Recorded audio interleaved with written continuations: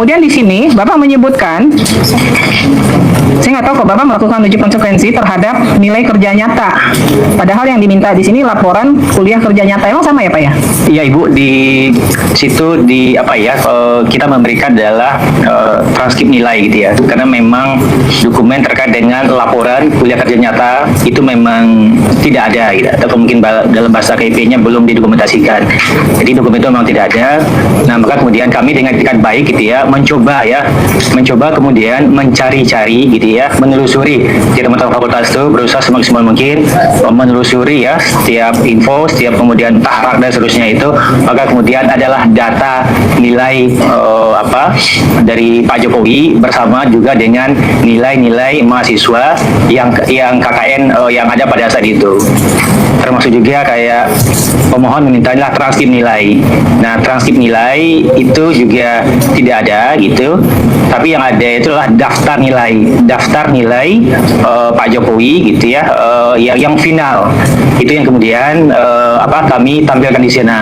Jadi kami itu juga kami paham ya, pemohon ini kan tidak tahu nih kira-kira ya zaman itu tuh kebutuhan dokumennya apa. Nah, sehingga kemudian kami kalau itu ada dokumennya, kami sampaikan dan kami uji konsekuensinya. Jadi itu Ibu. Ya, jadi begini Pak, Bapak ketika melakukan uji konsekuensi kan kami minta harus berdasarkan informasi yang sedang disengketakan kan. Maka Bapak harus mengacu ke sini Pak. Misalnya, nih, laporan kuliah kerja nyata. Terlepas dari Pak Jokowi-nya ada atau enggak, kita nggak ngurus. Itu nanti di pembuktian. Ada nggak sih sebenarnya gitu. Tapi Bapak harus melakukan uji konsekuensi. Apakah laporan kuliah kerja nyata itu sebenarnya terbuka atau tertutup? Itu dulu Pak. Apakah dikecualikan? Kalau dikecualikan, maka Bapak harus lakukan uji konsekuensi. Mengacu kemana? Dasar hukumnya apa? Gitu. Kemudian laporan tugas akhir. Jadi jangan di sini dimintanya laporan kuliah kerja nyata, Bapak bikin di sini yang diuji nilainya. Padahal yang diminta laporannya. Kan jadi nggak sinkron nih Pak. Ya kan? Maka kan majelis nanti akan membuat pertimbangan berdasarkan hasil uji konsekuensi. Maka harus mengacu ke sini. Jadi Bapak semuanya harus mengacu ke semua informasi yang diminta ini. Ya, jadi kalau yang diminta laporan jangan Bapak uji nilai. Kita tahu kalau nilai dikecualikan itu kita tahu. Jadi yang diminta laporan. Apakah laporan lagi-lagi mindsetnya Bapak harus berpikir bahwa untuk semua, bukan hanya untuk Pak Jokowi. Nanti baru kita buktikan masih ada nggak sih tersimpan laporan yang atas nama Pak Jokowi. Tapi secara global untuk laporan kuliah kerja nyata menurut UGM itu terbuka atau dikecualikan. Itu dulu Pak. Kalau Bapak menyatakan itu dikecualikan, Bapak lakukan uji konsekuensinya.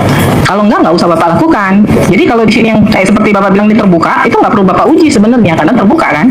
Yang tadi di sini ada dikatakan laporan tugas akhir tidak dikecualikan. Berarti Bapak nggak perlu lakukan uji konsekuensi. Uji konsekuensi itu hanya untuk informasi yang menurut UGM adalah masuk kategori rahasia. Itu yang harus Bapak uji konsekuensi. Begitu. Ya, sejauh mana itu harus ditutup kepada publik begitu. Jadi dan lagi itu berlaku semua ya, bukan hanya atas nama Pak Jokowi, tapi untuk semua. Kemudian SOP yang diminta ini mungkin waktu itu nggak ada menurut Bapak. Tapi di era sekarang ada nggak? Kalau ada itu terbuka atau dikecualikan? Gitu loh. Kalau nggak ada ya Bapak nggak perlu lakukan uji konsekuensi karena memang nggak ada, tidak pernah ada di UGM begitu. Begitu ya Pak ya? Baik. Gimana? Silakan. Majelis ya. Nanti untuk SOP itu kita tidak akan perlu masukkan karena memang saat itu tidak ada SOP, hanya ada buku petunjuk. Betul. Itu buku petunjuk kami sampaikan karena bentuk itikat baik kami. Okay. Di situ kurang lebih mirip-mirip dengan apa yang dimintakan oleh dari pemohon. Adalah SOP di situ ya? Iya. Iya. Nah itu terbuka atau tertutup Pak? Terbuka. Terbuka ya. Berarti nggak perlu diuji kan? Baik. Ya. Nah nanti dicek ulang lagi ya Pak ya. Ini harus disesuaikan karena ini hasil uji konsekuensinya nggak sesuai sama sekali nih. Ya. Izin Ketua Majelis, Ya. mohon penegasan yang kami uji konsekuensikan itu dokumen yang dimintakan oleh pemohon secara rigid dengan atas nama Bapak Joko Widodo atau secara global. Jadi Mohon pertama Bapak penjelasannya. melakukan secara global dulu. Secara global nanti baru di pertimbangannya Bapak menyebutkan yang atas nama Pak Jokowi. Misalnya sekarang logikanya gini aja Pak, kalau dikecualikan mau itu sedang dalam proses hukum atau apapun dia tetap dikecualikan kan begitu. Tapi kalau dia sebenarnya terbuka, kemudian saat ini sedang dalam proses pengadilan sehingga nggak bisa diberikan, itu sebenarnya nggak perlu dilakukan uji konsekuensi karena mengacu ke pasal 17 dia dikecualikan kan begitu. Yang Bapak lakukan uji konsekuensi adalah ketika siapapun yang meminta, UGM akan menyatakan itu dikecualikan siapapun. Nah kalau yang terkait ijazah Pak Jokowi bahwa sekarang sedang dalam dalam proses peradilan, Bapak Ibu tinggal mengacu ke pasal 17, ya kan? Bahwa di situ dengan jelas disebutkan masih dalam proses peradilan menjadi informasi dikecualikan. Nah, tapi kami sedang mendalami lagi dari UGM karena yang menjadi para pihak kan bukan UGM nih. Para pihaknya adalah orang lain, hanya dokumennya sedang dipinjam dalam tanda kutip dipinjam oleh Mabes Polri atau oleh Polda Metro Jaya dalam kasus sengketa yang lain, ya kan? Kan para pihaknya bukan UGM kan? UGM nggak jadi para pihak kan di sengketanya Polda Metro kan? Ya, jadi secara global dulu bahwa nilai KKN apakah secara global menjadi informasi yang terbuka atau tertutup? Kalau tertutup silahkan lakukan uji konsekuensi. Kemudian nanti baru di dalam tadi sudah menerangkan mengenai adanya ijazah yang pernah dimuat di sosial media, dimuat oleh Dian Sandi, betul begitu ya kesaksian saudara ya? Iya betul, betul Pak. Ya. Apa yang saudara lihat berbeda dengan yang dipunyai oleh ijazah kakaknya saudara ini? Apa tadi sudah melihat antara lain hologram ya, apalagi perbedaan yang saudara lihat pada ijazah yang kami jadikan di sini bukti P1 itu ya, yang kemudian dimuat di media sosial. Apa yang saudara saksi lihat berbeda dengan ijazah yang dipunyai oleh kakaknya saksi? P1-nya ini ya Pak? Bukan, P1-nya bukan ini. Saya nggak tahu P1-nya. P1-nya itu Bapak tunjukkan ada P1 juga. Biar jelas. Bapak nggak ngerti ya. P1 yang mana kan? Jelas. baik, saudara saksi. Saudara saksi tadi bersaksi bahwa kakak saudara itu hidup dalam satu rumah dengan saudara saksi ya. Ketika tergugat satu itu menjadi wali kota, ya, apakah kakaknya saudara saksi pernah bercerita pada saudara itu alumni saya loh, pernah mengatakan begitu nggak? Tergugatnya jadi wali kota kapan ya Pak? Karena 2005 ya? Ya. Karena kakak saya ini kan meninggal 2014 ya, jadi wali kota. Saya tidak pernah mendengar bahwa beliau menyampaikan, almarhum menyampaikan bahwa wali kota Solo waktu itu Pak Jokowi adalah alumni UGM. Oh, tidak pernah. Pernah mendengar nggak saudara saksi pernah mendengar nggak bahwa kakaknya saudara itu mengadakan alumni dengan fakultasnya gitu? Pernah mendengar begitu nggak? Datang ke acara alumni pernah?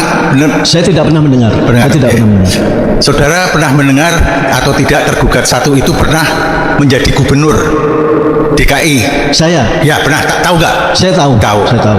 Pada waktu itu kakak saudara masih hidup nggak ketika? Itu tahun berapa Pak jadi gubernur? 2012.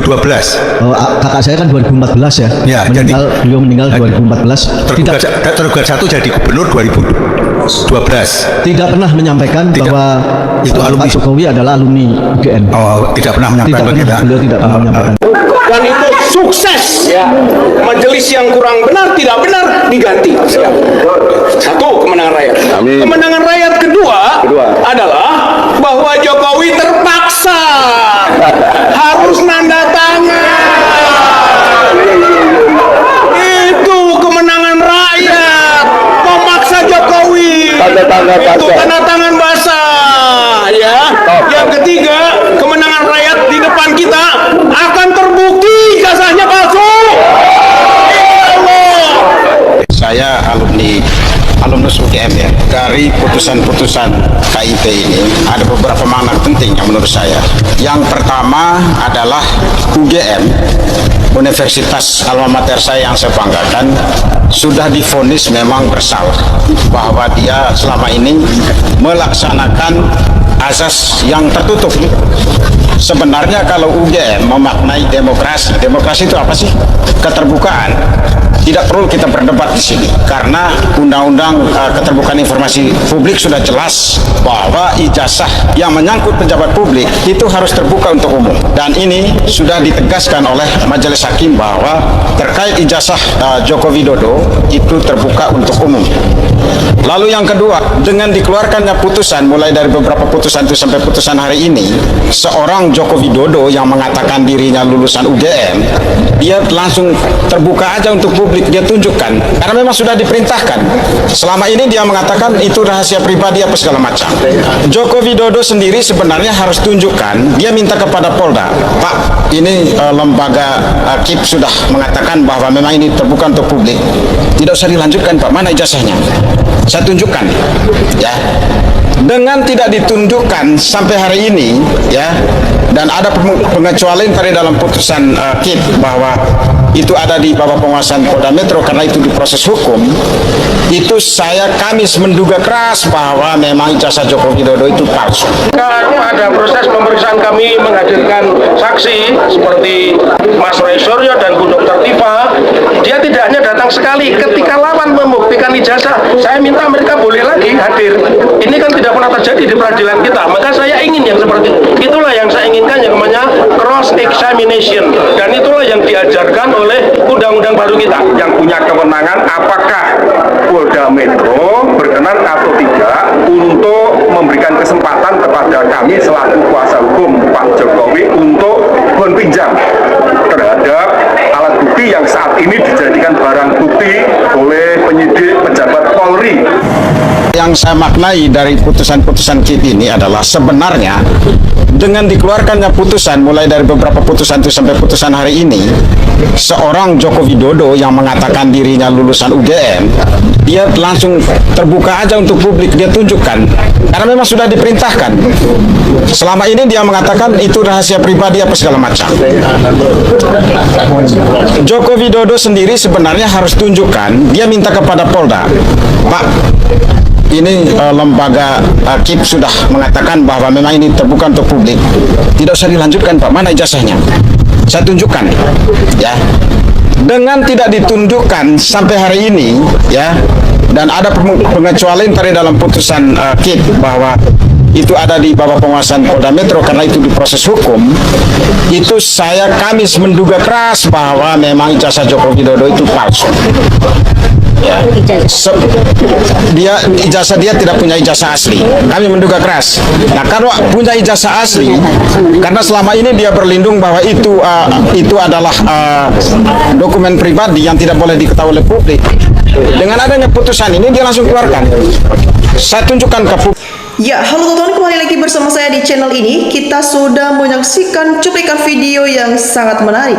Dan teman-teman, sebelum kita bedah lebih dalam isu panas hari ini, jangan lupa untuk berikan komentar kalian dan subscribe channel ini agar teman-teman tidak ketinggalan informasi menarik yang kita sampaikan. Teman-teman, hari ini kita akan membedah satu topik panas yang menjadi kunci utama penyelesaian kasus yang sengketa dokumen pendidikan mantan Presiden Joko Widodo. Ya, strategi licik untuk menutupi kasus ini akhirnya mulai terbongkar dan kini desakan untuk mengungkap siapa sebenarnya sosok di balik perbuatan dokumen tersebut semakin menguat. Nah, teman-teman semua, selama ini banyak pihak yang sengaja mengalihkan pembicaraan, menunda proses hukum hingga menyembunyikan siapa oknum yang merancang dan memesan dokumen yang diperdebatkan ini. Namun, sekarang tabir itu mulai terbuka. Mari kita bedah satu persatu strategi yang digunakan untuk menutupi kebenaran ini. Yang pertama, teman-teman, adanya pengalihan isu. Nah, setiap kali ada tuntutan untuk menyebutkan siapa pembuat dokumen tersebut, pihak tertentu justru menuduh lawan melakukan fitnah agar perhatian publik beralih. Yang kedua, teman-teman, adanya penundaan berlarut-larut yang mulai dari alasan dokumen sedang dipelajari, saksi tidak hadir, hingga arsip yang katanya dipindahkan. Semua dipakai agar proses hukum terhambat. Selanjutnya, teman-teman, yang menjadi poin ketiga, adanya penyembunyian bukti. Nah, bukti pesanan, bukti pembayaran, hingga contoh hasil cetakan disembunyikan dengan alasan rahasia. Bahkan pihak universitas beralasan tidak tahu siapa yang membuat duplikatnya, padahal ada tanda tangan dan nomor referensi yang jelas dan bisa dilacak. Yang menjadi poin terakhir, teman-teman, adanya tekanan terhadap saksi, ya, di mana saksi-saksi yang mengetahui proses pembuatan diduga ditekan agar diam, dipindahkan tugasnya, atau diancam agar tidak berani bicara di persidangan. Ya, teman-teman, pernyataannya mengapa kita harus tahu siapa yang membuatnya? Karena, teman-teman, sosok pembuatan ini yang memegang kunci untuk membongkar seluruh skenario. Kita perlu tahu, teman-teman, siapa yang memesan, di mana tempat pembuatannya, dan apakah dokumen tersebut memiliki izin resmi negara atau dibuat tanpa acuan asli. Ya, teman-teman, berdasarkan bukti yang dikumpulkan oleh tim hukum dan pengamat, mulai dari ciri khas cetakan hingga jenis kertas, hingga tanda tangan di ditemukan jejaknya mengarah pada pihak ketiga, di mana teman-teman sosok ini dikenal sebagai ahli pembuat dokumen yang tampilnya sangat mirip dengan asli. Ya, teman-teman diduga juga bekerja sama dengan orang dalam yang memiliki akses, di mana dokumen ini disebut-sebut dipesan secara khusus setelah dokumen asli dinyatakan hilang, ya agar cocok dengan kebutuhan administrasi saat itu. Ya teman-teman semua, dalam sidang gugatan di Pengadilan Negeri Surakarta, ya di mana terkait soal ijazah yang digunakan sejak mendaftar di Wali Kota Solo, Gubernur DKI hingga Presiden 2 periode, ya di mana tim pejuang keadilan terus mengejar pembuktian ini. Ya teman-teman, kita ingin segalanya dibongkar secara profesional, transparan dan presisi demi menegakkan kejujuran agar bangsa Indonesia tidak dikebulin. Ya teman-teman semua, secara hukum berdasarkan pasal 104 KUHP dan Undang-Undang Keterbukaan Informasi Publik, masyarakat berhak mengetahui siapa yang terlibat dalam dokumen syarat jabatan publik. Ya, jika pembuatannya sah, tidak ada yang perlu ditakutkan, tapi kalau disembunyikan, itu adalah pelanggaran hukum. Ya teman-teman, kita sebagai masyarakat harus mengawal kasus ini sampai ke akar-akarnya, agar ke depan tidak ada lagi manipulasi dokumen oleh para pejabat atau pemimpin kita. Ya teman-teman, bagaimana tanggapan kalian sobat politik semua? Tulis pendapat kalian di kolom komentar di bawah, karena di sana kita akan berdiskusi bersama. Ya teman-teman, kita melihat juga di kolom komentar di bawah ada banyak tanggapan dari teman-teman kita netizen, dan mari kita lihat bersama teman-teman bagaimana perkembangannya. Ya teman-teman, di sini disampaikan oleh teman kita Burdiono. Di sini dia berpendapat, begitu mudahnya kata-kata hilang dari lembaga negara yang jelas hilang kemaluannya. Ya teman-teman, disampaikan oleh teman kita Kunci Politik Nepalkan. Ya di sini juga teman kita Iman Syafiri memberikan tanggapannya, sudah ketahuan bohong soal ijazah palsunya, masih saja cari pengacara andalan, lebih baik nyerat aja dan akui segala kebusukanmu, Will. Kamu negarawan harus jujur.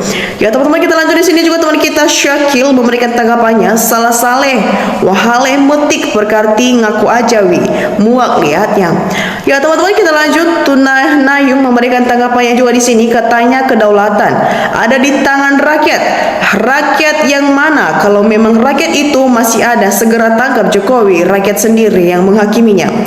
Ya teman-teman, kita lanjut. Di sini juga teman kita Munca memberikan tanggapannya, di Indonesia kursi kehakiman sangat butuh putra-putri bangsa yang beriman, yang solih-solihan, yang kepribadiannya taat agama dan agamawan, ilmuwan, integritas, cerdas dan tegas menentukan hak dan batil, dan anti suap. Baru negeri ini akan bangkit.